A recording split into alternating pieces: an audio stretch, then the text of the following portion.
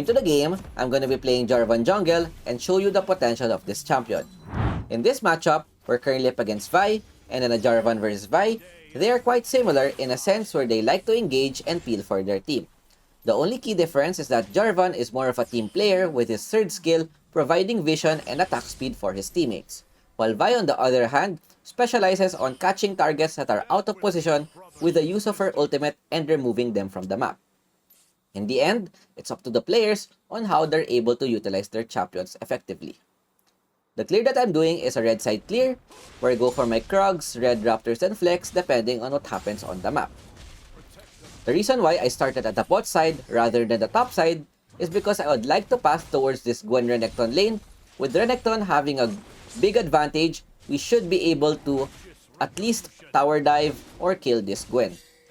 A fight happens at the bottom river wherein their Yone is going for a level 2 play, trying to take down our Varus Thresh, but I want to clear this red before doing anything else.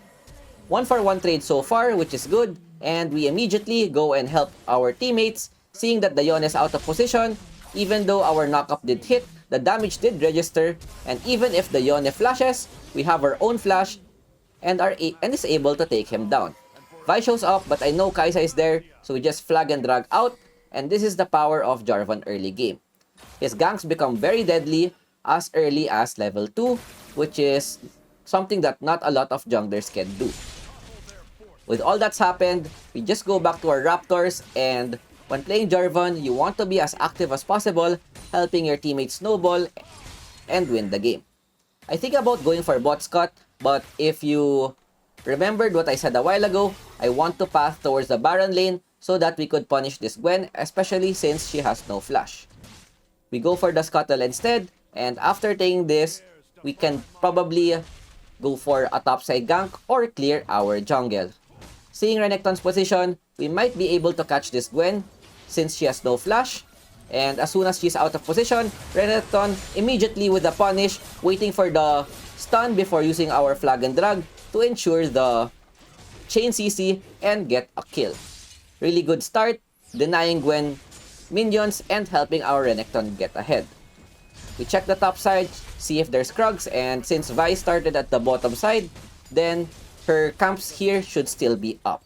Renekton pings for top side as soon as he sees the Vi. Knowing that this Gwen has no backup, we immediately go for another gank and we take her down yet again, giving us a huge advantage in the Baron lane. And this is what you want to do with Jarvan, just be as annoying as possible and help your team get ahead.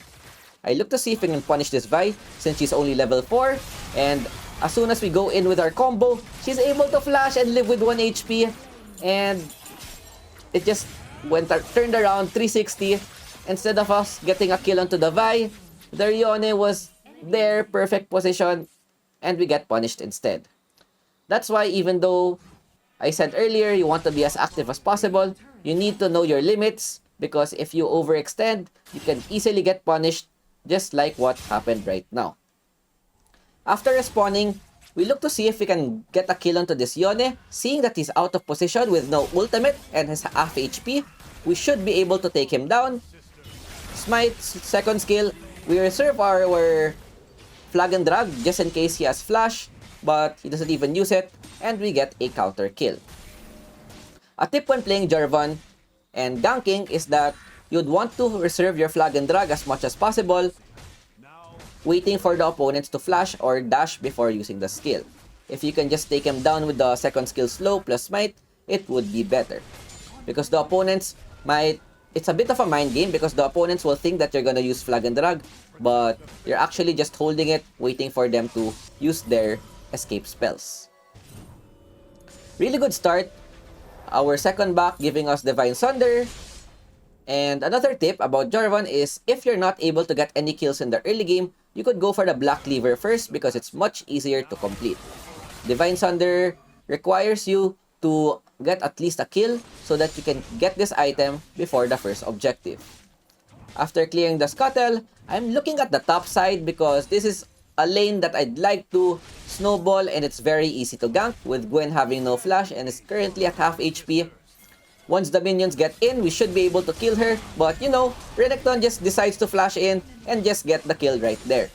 With that, the tower should go down, and even our bot is winning the 2v2 trade, which is great.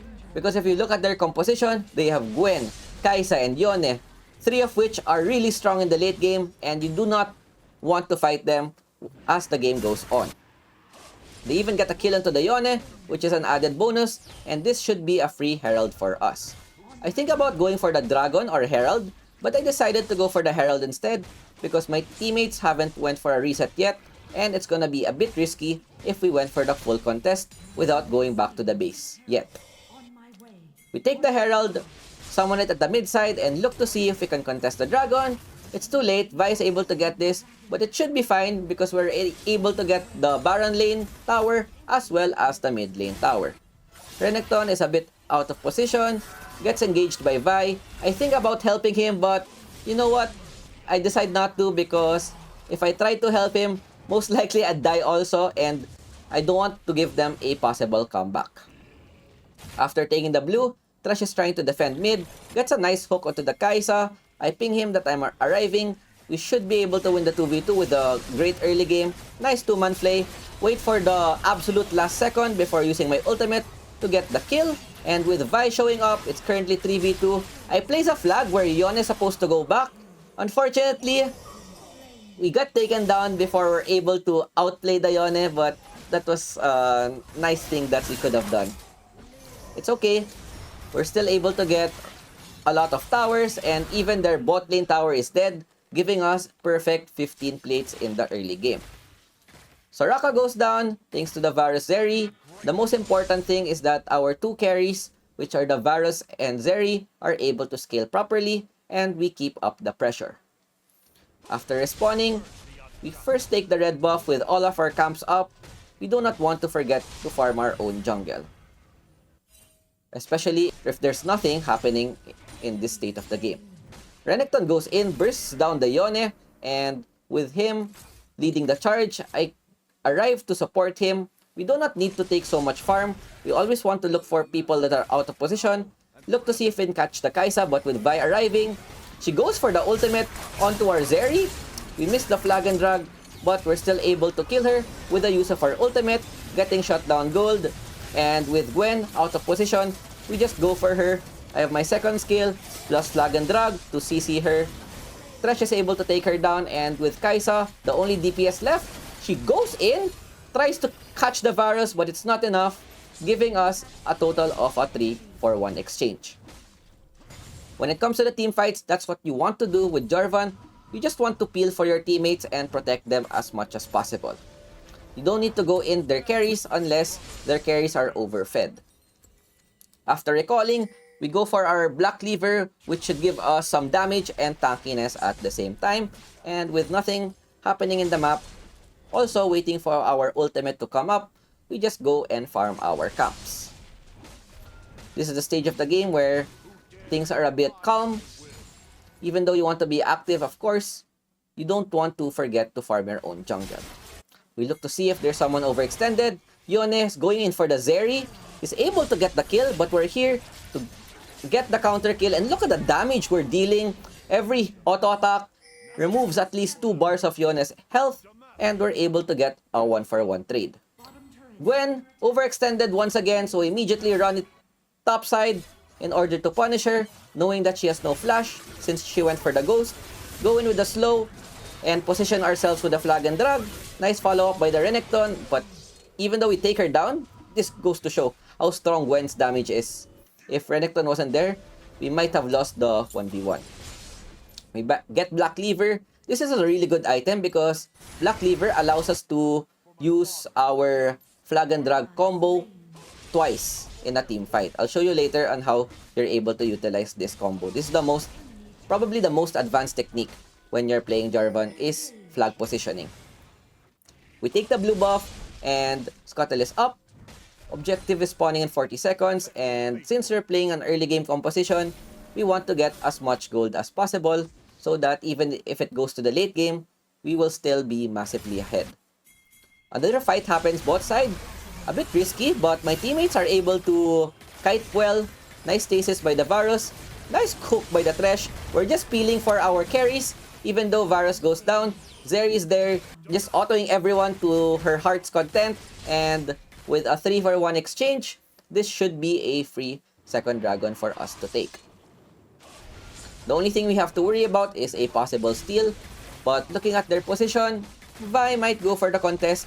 We can go for the turn if possible, but seeing that the dragon is pretty low, I just want to focus this, secure it with the first plus smite, and even though Vi is able to flash out, we try to catch her, but she still has her first kill.